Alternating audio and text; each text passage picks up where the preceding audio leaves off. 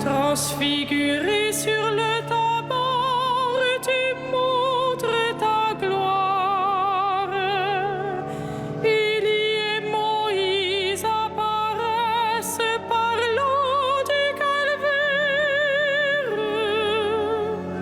Tu prépares nos cœurs à discerner dans la passion la splendeur du Verbe.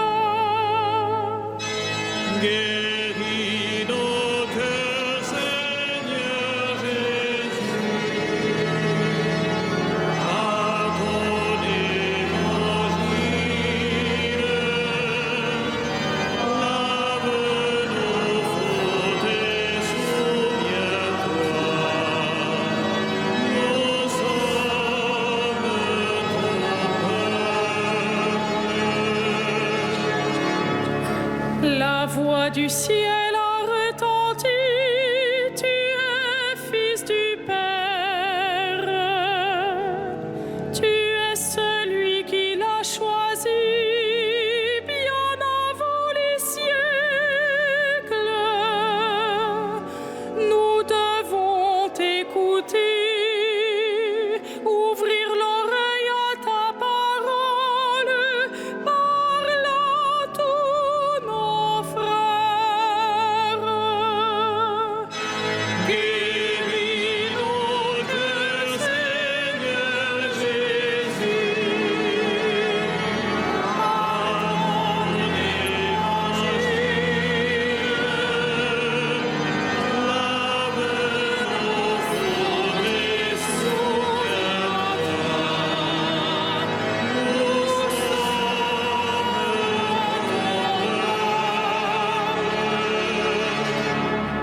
Toi le chemin, la vérité, donne-nous la vie. Tu es la lumière de nos yeux, conduis-nous au Père. Apprends-nous à prier, à jeûner pour mieux t'aimer, à donner aux pauvres.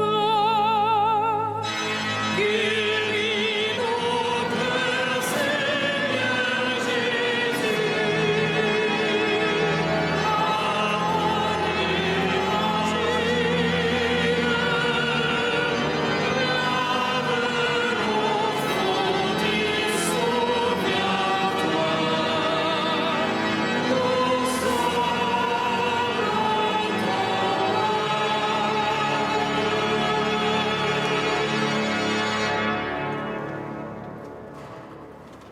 nous Au nom du Père, du Fils et du Saint-Esprit, la paix soit avec vous. Bienvenue à vous tous qui êtes ici présents dans cette cathédrale pour célébrer l'Eucharistie en ce deuxième dimanche du Carême, ce dimanche où le Seigneur apparaît dans sa gloire à la Transfiguration. Bienvenue aussi à vous tous qui nous suivez sur KTO Télévision et sur Radio Notre-Dame. Nous entrons dans cette Eucharistie en ce temps de conversion, en nous présentant humblement devant le Seigneur et en reconnaissant que nous sommes pécheurs.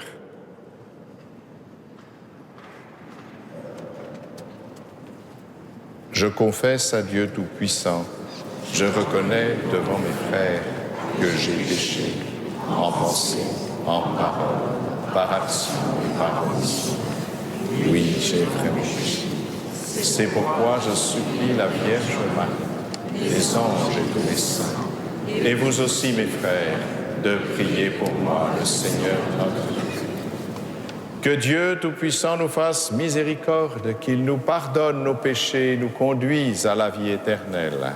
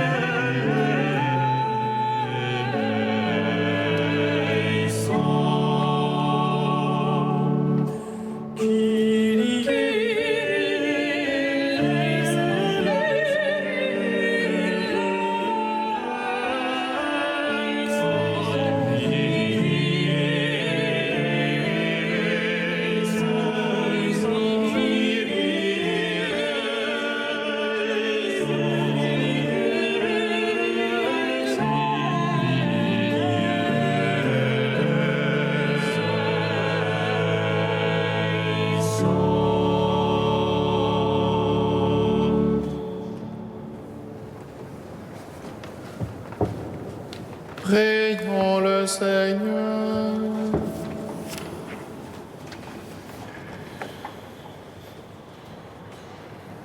Tu nous as dit, Seigneur, d'écouter ton Fils bien-aimé. Fais-nous trouver dans ta parole les vivres dont notre foi a besoin, et nous aurons le regard assez pur pour discerner ta gloire. Par Jésus-Christ, ton Fils, notre Seigneur et notre Dieu, qui vit et règne avec toi dans l'unité du Saint-Esprit, maintenant et pour les siècles des siècles. Amen.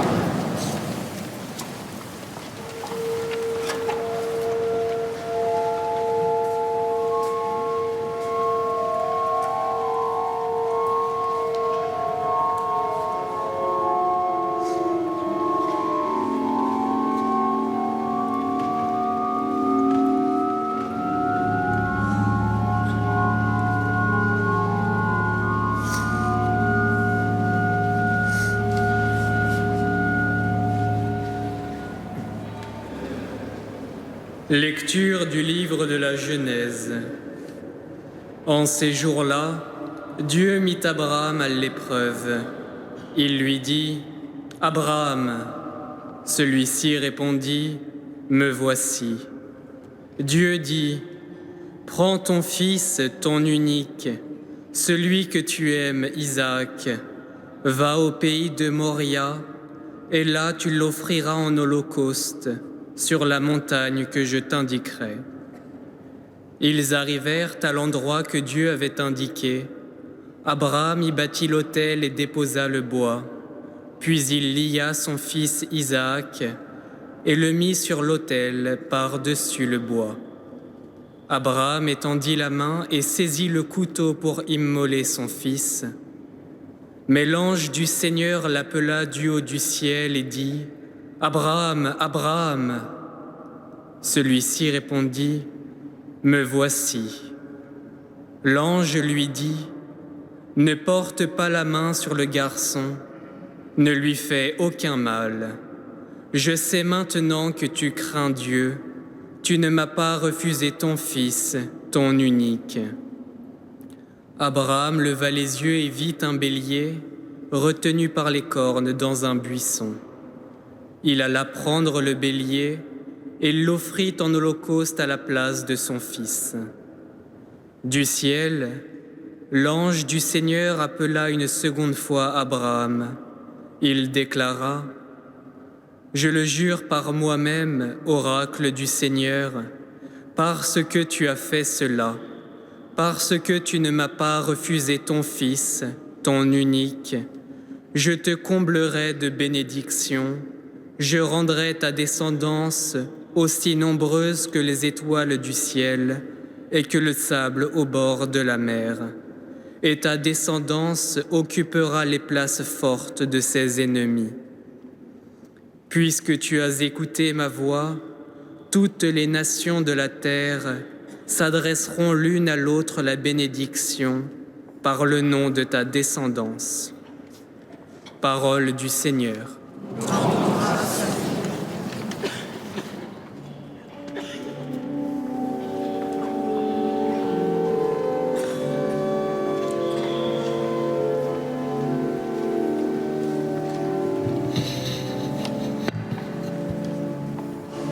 Je marcherai en présence du Seigneur sur la terre des vivants.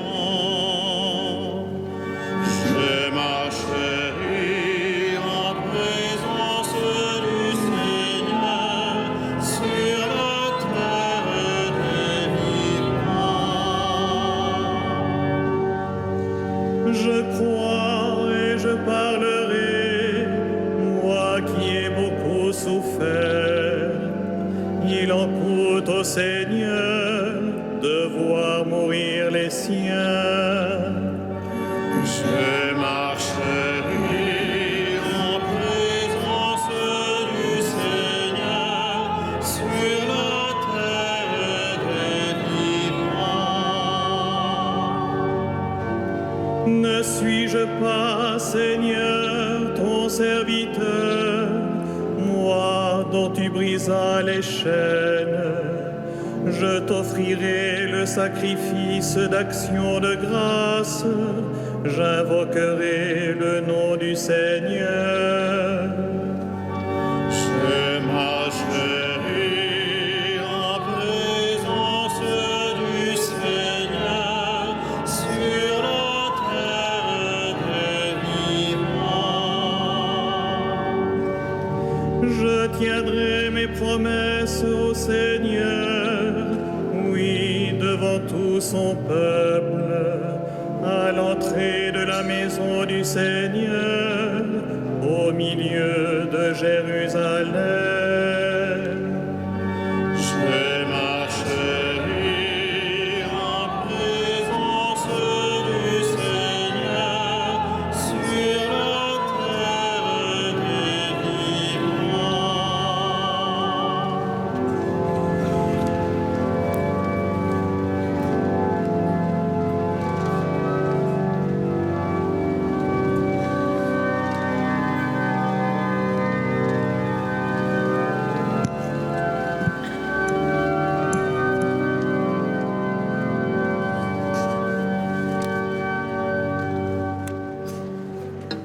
Lecture de la lettre de Saint Paul apôtre aux Romains.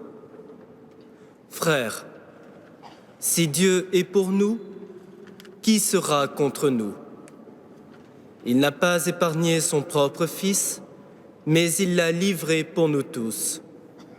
Comment pourrait-il, avec lui, ne pas nous donner tout? Qui accusera ceux que Dieu a choisis? Dieu est celui qui rend juste. Alors, qui pourra condamner?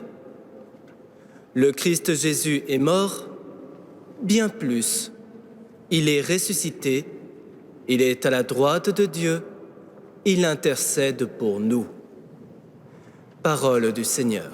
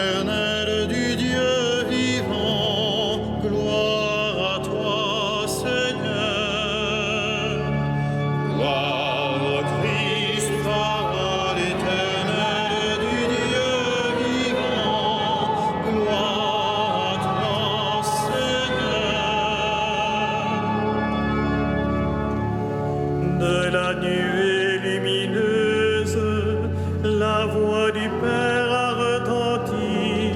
Celui-ci est mon Fils bien-aimé, écoutez-le. Gloire au Christ, parole éternelle du Dieu vivant. Gloire à toi, Seigneur.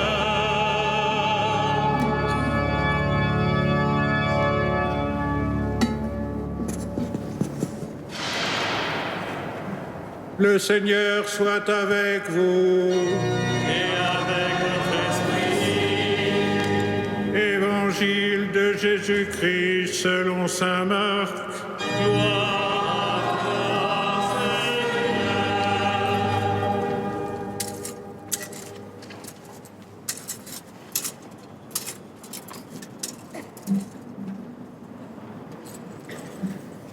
Seigneur. En ce temps-là, Jésus prit avec lui Pierre, Jacques et Jean et les emmena, eux seuls, à l'écart sur une haute montagne. Et il fut transfiguré devant eux. Ses vêtements devinrent resplendissants, d'une blancheur telle que personne sur terre ne peut obtenir une blancheur pareille. Élie leur apparut avec Moïse, et tous deux s'entretenaient avec Jésus. Pierre alors prend la parole et dit à Jésus: « Rabbi, il est bon que nous soyons ici. Dressons donc 3 tentes, une pour toi, une pour Moïse et une pour Élie. » De fait, Pierre ne savait que dire, tant leur frayeur était grande. Survint une nuée qui les couvrit de son ombre, et de la nuée une voix se fit entendre. « Celui-ci est mon Fils bien-aimé, écoutez-le. » Soudain, regardant tout autour, ils ne virent plus que Jésus seul avec eux. Ils descendirent de la montagne et Jésus leur ordonna de ne raconter à personne ce qu'ils avaient vu, avant que le Fils de l'homme soit ressuscité d'entre les morts. Et ils restèrent fermement attachés à cette parole, tout en se demandant entre eux ce que voulait dire « ressuscité d'entre les morts ». Acclamons la parole de Dieu. Gloire à toi, Seigneur Jésus.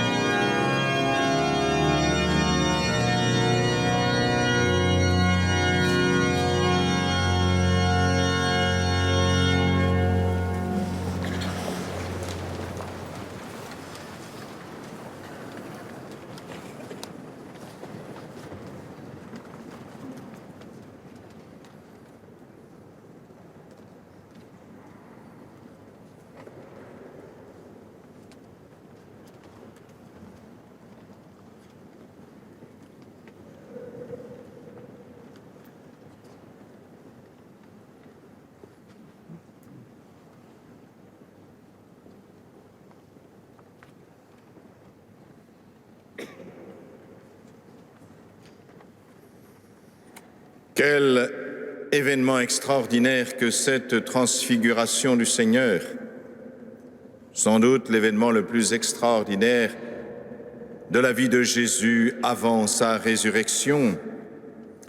Jésus est transfiguré devant ses apôtres. Le texte grec, le mot grec, est celui qui pourrait être traduit par métamorphosé. Il est métamorphosé devant ses disciples. Ça veut dire que, au-delà de sa nature humaine visible, apparaît sa nature divine.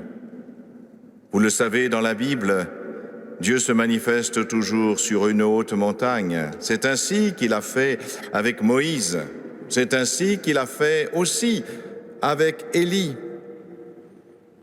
Et devant cet événement si extraordinaire, la proposition de Pierre semble un peu incongrue, un peu bizarre. Ô maître, dressons 3 tentes, une pour toi, une pour Moïse et une pour Élie. Franchement, est-ce bien le temps de faire du camping? Eh bien oui. Il semble bien que oui, en effet. D'après les spécialistes, historiens, exégètes, nous sommes certainement tout proches de la fête des tentes.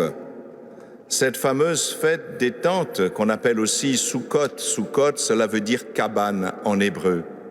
Cela traduit ce moment où les Hébreux étaient au désert avec Dieu, que Dieu était avec eux et qu'ils vivaient justement sous la tente. Ces fameuses tentes, quand Dieu les accompagnait au désert. Pierre peut-être anticipe simplement la fête et perçoit dans cette manifestation extraordinaire de Jésus, il perçoit dans cette transfiguration la révélation de la venue des temps messianiques. C'était cela, d'ailleurs, qui était prévu. Les temps messianiques, le signe en était justement l'habitation des justes dans des cabanes, dans des tentes célestes. Mais je crois que la portée spirituelle est plus grande encore. Le Verbe s'est fait chair. Et si nous prenons le prologue de Saint Jean qui nous dit que le Verbe s'est fait chair, il a dit exactement, il a campé dans la chair. C'est-à-dire, il a dressé sa tente parmi nous, en nous. Jésus accomplit vraiment, lui, la fête des tentes, les temps messianiques, car Dieu habite avec nous et en nous. Et peut-être plus encore par le fait qu'il restaure la tente détruite de notre nature humaine. L'historien Jean-Christian Petit-Fils, qui a écrit un livre sur Jésus, très documenté, pense pouvoir situer historiquement la transfiguration le jour même de la fête de Kippour, c'est-à-dire la fête des expiations, où l'on célèbre la liturgie du pardon des péchés. Ce jour-là, dans le temple, le grand prêtre se dépouille de ses vêtements somptueux. Il traverse une première salle qui s'appelle le Saint. Mais cette salle qui s'appelle le Saint porte un autre nom, la première tente. Puis il pénètre dans ce lieu sacré, le débir, c'est-à-dire le Saint des Saints. Ce Saint des Saints qui porte un nom, la deuxième tente. Et là, il prononce le nom sacré du Seigneur, ce fameux tétragramme qu'on ne prononce jamais, le nom sacré de Dieu qu'il a donné à Moïse. Cette cérémonie du Kippour a lieu 6 jours avant la fête des tentes. Cela veut dire, je crois, que le Christ est le véritable grand prêtre qui récapitule en lui la loi signifiée par Moïse et sa présence sur la haute montagne, justement avec Jésus, et puis les prophètes représentés par Élie, c'est-à-dire le point d'aboutissement des Écritures. Vous le savez, ce que nous appelons l'Ancien Testament est appelé par les Juifs la Torah, qui vient de Moïse, et les Nevi'im, les prophètes, qui justement sont représentés par Élie. Jésus est la récapitulation de toute l'Écriture, et voilà ce que signifie la présence de Moïse et d'Élie, parce qu'il est simplement lui-même la parole de Dieu. Au Kippour, le grand prêtre devait ensuite offrir un sacrifice pour le pardon des péchés. Eh bien, c'est Jésus. C'est Jésus qui va accomplir l'unique sacrifice qui rétablit l'alliance. Comme Dieu, parce qu'il est Dieu, il va révéler le don d'amour divin à l'humanité. Et comme homme, il accueille ce don de Dieu et il s'offre à son tour en retour en livrant sa vie humaine par amour. En revenant de la haute montagne, Jésus révèle à ces trois-là, justement, qui l'ont vu dans sa gloire, sa mort et sa résurrection. D'ailleurs, si nous avions lu l'Évangile quelques lignes juste avant la transfiguration. C'est là que Jésus dit très exactement, « En vérité, je vous le déclare, parmi ceux qui sont ici, certains ne mourront pas avant de voir le règne de Dieu venu avec puissance. » Eh bien, ce sont ceux-là, Pierre, Jacques et Jean, qui sont considérés comme les colonnes de l'Église. Saint Paul le rappelle. Et c'est ces trois-là qui voient la manifestation de la gloire de Jésus, du règne de Dieu, mais qui seront aussi présents à Gethsémani. Quand Jésus assumera l'angoisse humaine la plus profonde, l'angoisse mortelle jusqu'à avoir une sueur de sang, ce sont ces trois mêmes témoins qui le verront. Là, à Gethsémani, il se révèle véritablement homme, comme à la transfiguration, il s'est révélé véritablement Dieu. Il est bien, lui, le seul grand prêtre, celui qui obtient le pardon des péchés. Et voilà pourquoi ce texte a une si grande cohérence. Ainsi, à la transfiguration, le Père nous révèle la véritable identité de Jésus. Celui-ci est mon Fils bien-aimé, comme il le fit d'ailleurs au jour du baptême. Et là, il ajoute « Écoutez-le ». Jésus est le Fils bien-aimé du Père, il est la parole de Dieu qu'il faut écouter, qu'il faut accueillir et qu'il faut aimer. Il est aussi l'unique grand prêtre qui rétablit le lien entre le ciel et la terre, entre Dieu et les hommes. Il est aussi celui qui, par sa résurrection qu'il annonce, va faire advenir en nous la vie même de Dieu. Voilà pourquoi, frères et sœurs, il est bon de l'adorer. En ce temps de carême, adorons notre Seigneur Jésus-Christ.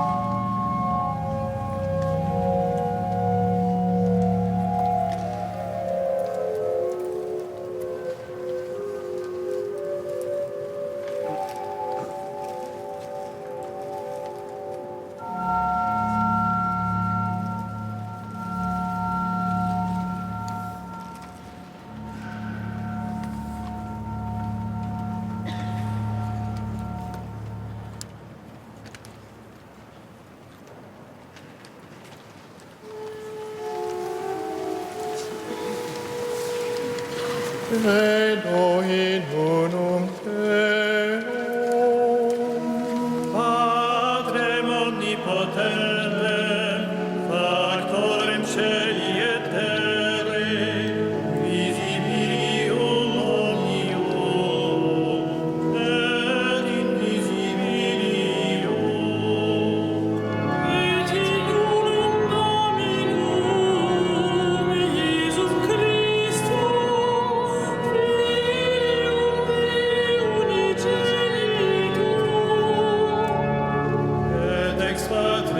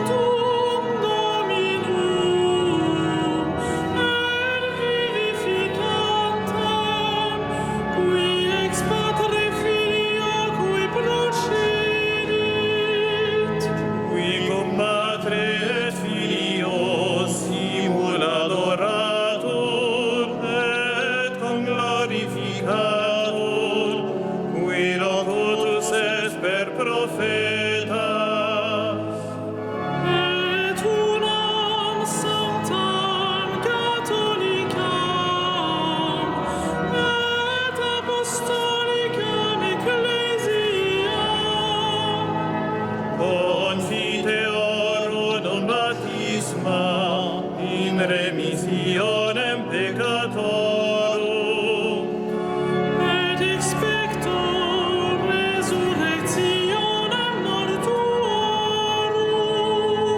et vitam venturis seculi.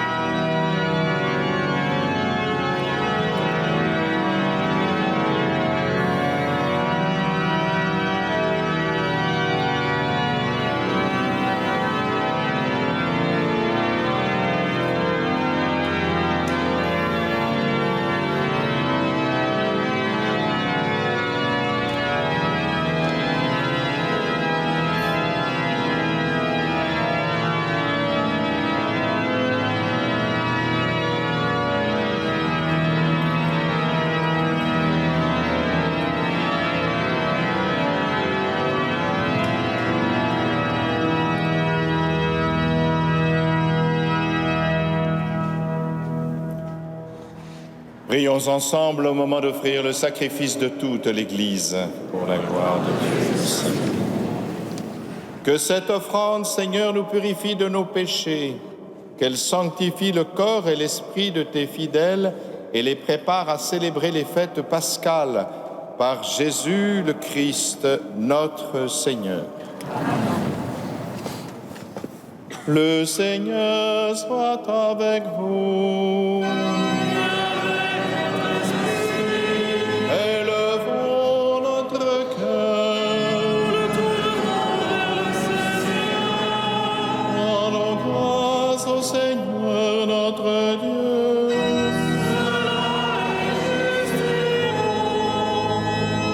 Vraiment, il est juste et bon de te rendre gloire, de t'offrir notre action de grâce toujours et en tout lieu. À toi, Père très saint, Dieu éternel et tout-puissant, par le Christ notre Seigneur. Après avoir prédit sa mort à ses disciples, il les mena sur la montagne sainte. En présence de Moïse et du prophète Élie, il leur a manifesté sa splendeur. Il nous révélait ainsi que sa passion le conduirait à la gloire de la résurrection. C'est pourquoi, avec les anges dans le ciel, nous pouvons te bénir sur la terre et t'adorer en chantant.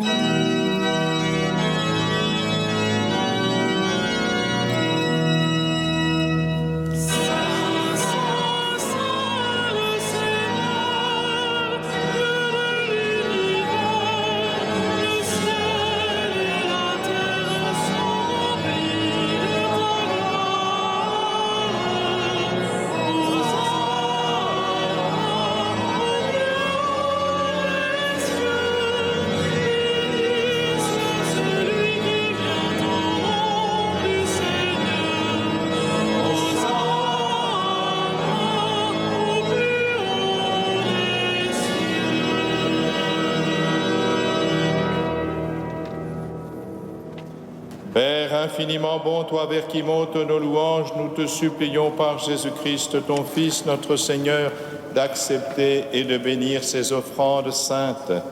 Nous te les présentons avant tout pour ta sainte Église catholique. Accorde-lui la paix et protège-la. Daigne la rassembler dans l'unité et la gouverner par toute la terre. Nous les présentons en même temps pour ton serviteur, le pape François, pour moi-même, ton humble serviteur, et tous ceux qui veillent fidèlement sur la foi catholique reçue des apôtres.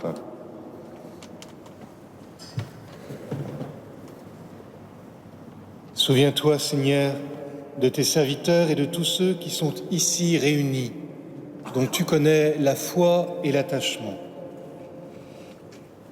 Nous t'offrons pour eux, ou ils t'offrent pour eux-mêmes et tous les leurs, ce sacrifice de louange, pour leur propre rédemption, pour le salut qu'ils espèrent, et ils te rendent cet hommage à toi, Dieu éternel, vivant et vrai.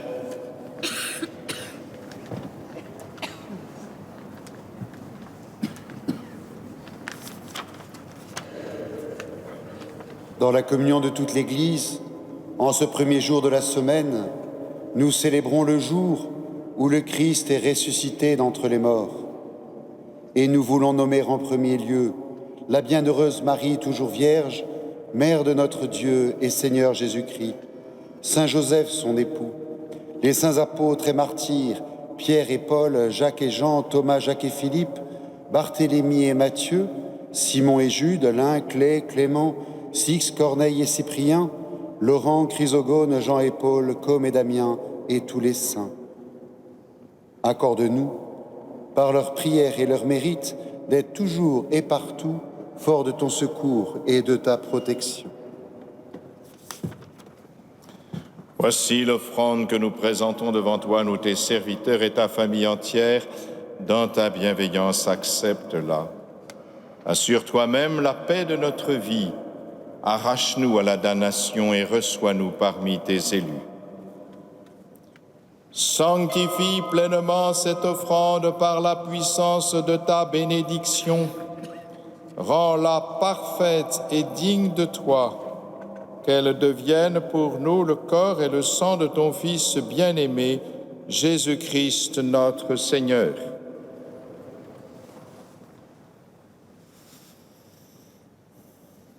La veille de sa passion, il prit le pain dans ses mains très saintes, et les yeux levés au ciel vers toi, Dieu son Père Tout-Puissant, en te rendant grâce, il le bénit, il le rompit et le donna à ses disciples en disant : Prenez et mangez-en tous.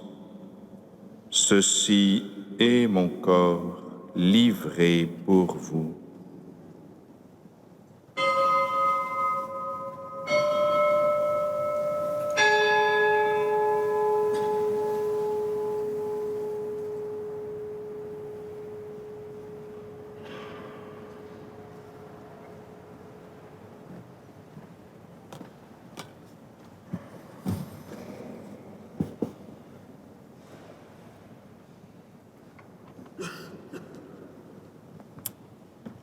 De même, à la fin du repas, il prit dans ses mains cette coupe incomparable, et te rendant grâce à nouveau, il la bénit et la donna à ses disciples en disant : Prenez et buvez-en tous, car ceci est la coupe de mon sang, le sang de l'alliance nouvelle et éternelle, qui sera versé pour vous et pour la multitude en rémission des péchés. Vous ferez cela en mémoire de moi.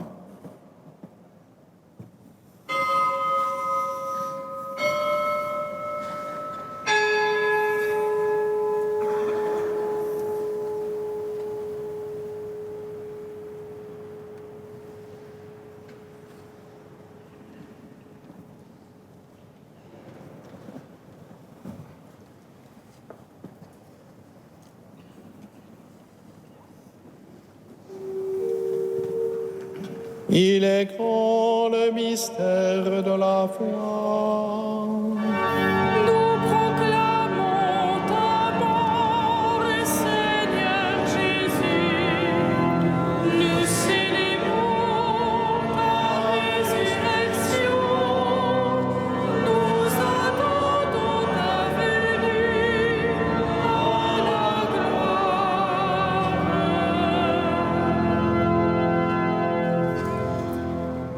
C'est pourquoi nous aussi, tes serviteurs et ton peuple saint avec nous, faisant mémoire de la passion bienheureuse de ton Fils, Jésus-Christ, notre Seigneur, de sa résurrection du séjour des morts et de sa glorieuse ascension dans le ciel, nous te présentons, Dieu de gloire et de majesté, cette offrande prélevée sur les biens que tu nous donnes, le sacrifice pur et saint, le sacrifice parfait, pain de la vie éternelle et coupe du salut.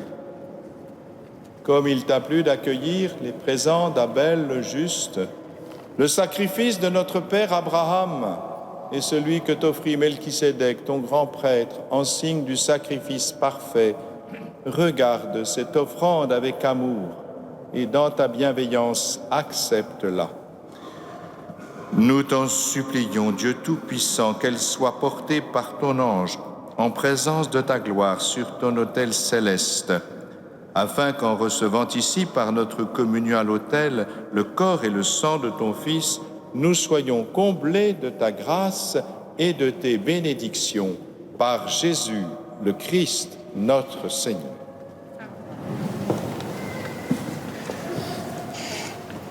Souviens-toi de tes serviteurs qui nous ont précédés, marqués du signe de la foi et qui dorment dans la paix. Pour eux et pour tous ceux qui reposent dans le Christ, nous implorons ta bonté, qu'ils entrent dans la joie, la paix et la lumière.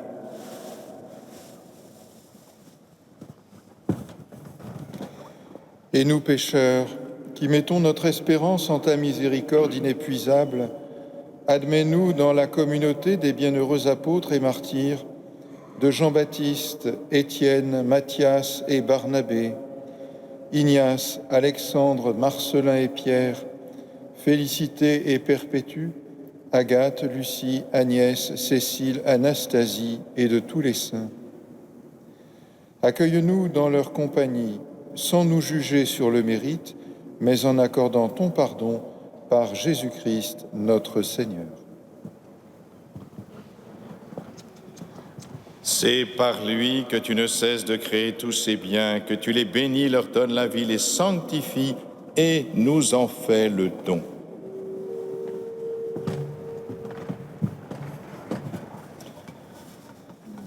Par lui, avec lui et en lui, à toi, Dieu le Père Tout-Puissant, dans l'unité du Saint-Esprit, tout honneur et toute gloire pour les siècles des siècles.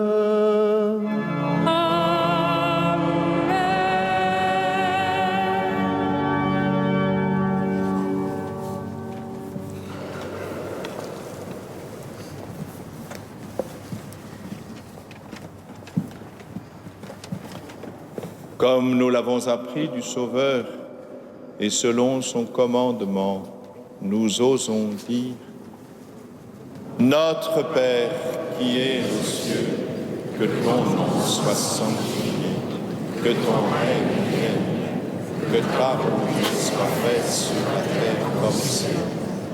Donne-nous aujourd'hui notre pain de ce jour. Pardonne-nous nos offenses, comme nous pardonnons aussi à ceux qui nous ont offensés. Et ne nous laisse pas entrer en tentation, mais délivre-nous. Délivre-nous de tout mal, Seigneur, et donne la paix à notre temps. Par ta miséricorde, libère-nous du péché. Rassure-nous devant les épreuves en cette vie où nous espérons le bonheur que tu promets et l'avènement de Jésus-Christ, notre Sauveur. Car c'est à toi qu'appartiennent le règne, la puissance et la gloire. Pour les siècles. Seigneur Jésus-Christ, tu as dit à tes apôtres: je vous laisse la paix, je vous donne ma paix. Ne regarde pas nos péchés, mais la foi de ton Église. Pour que ta volonté s'accomplisse, donne-lui toujours cette paix et conduis-la vers l'unité parfaite, toi qui règnes pour les siècles des siècles.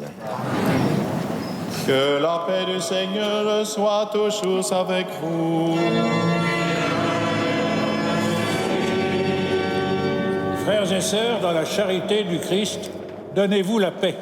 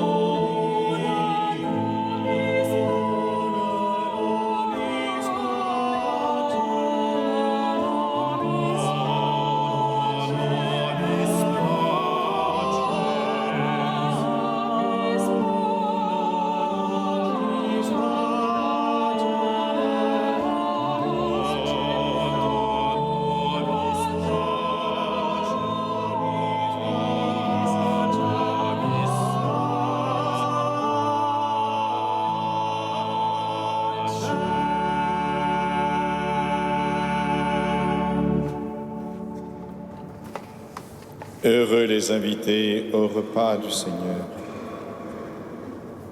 Voici l'agneau de Dieu qui enlève le péché du monde. Seigneur, je ne suis pas digne de te recevoir, mais dis seulement une parole.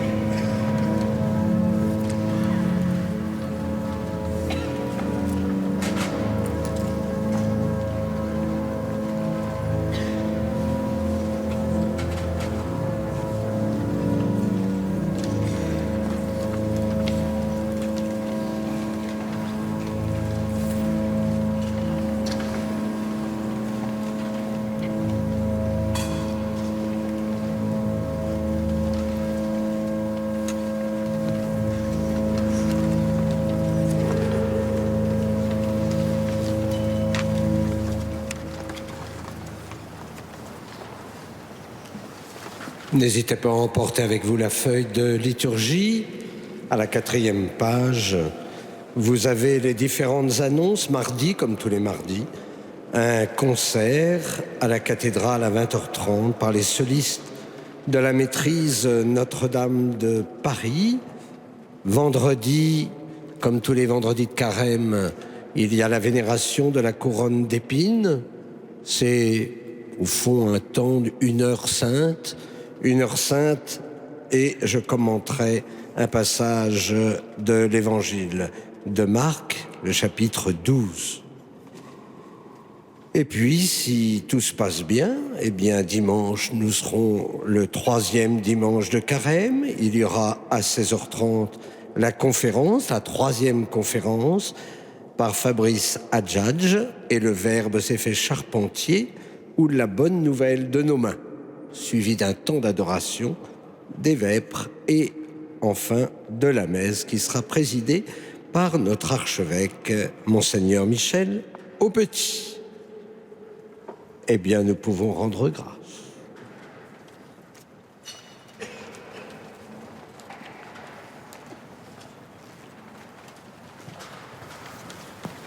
Prions ensemble.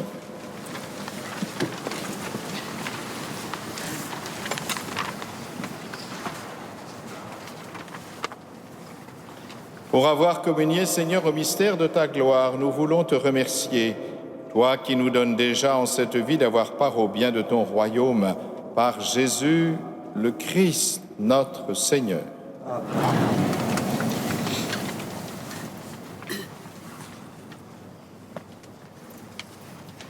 Le Seigneur soit avec vous.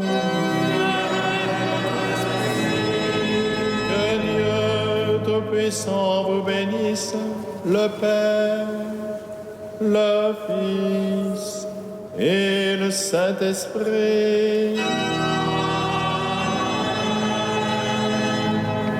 Allez dans la paix du Christ.